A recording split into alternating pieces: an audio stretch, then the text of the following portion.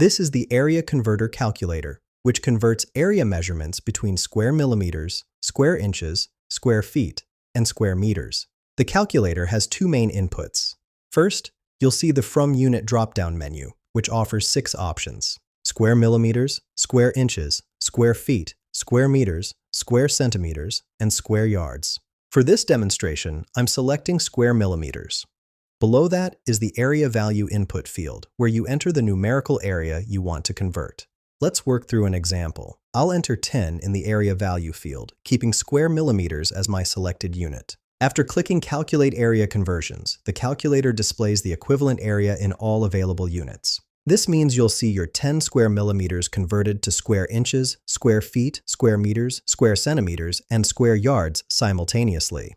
Each conversion appears clearly labeled, making it easy to find the specific unit you need for your engineering calculations. The tool handles the complex conversion factors automatically, eliminating manual calculation errors. This saves significant time when working with international specifications or converting between metric and imperial units. Find the link in the description below